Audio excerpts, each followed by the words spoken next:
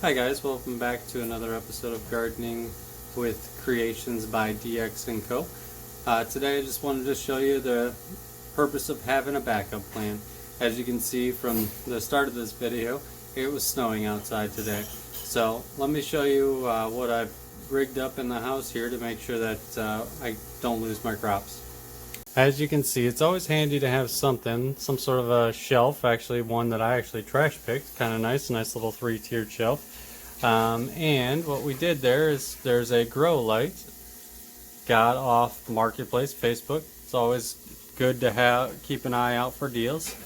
And brought all my plants in from the greenhouse, set them up on racks. And this is just a $5 workshop light with a grow light bulb in it, shining down on my cucumbers and my apple trees there. So there you have it, guys. Always nice to have a backup plan because you never know what the weather's gonna look like.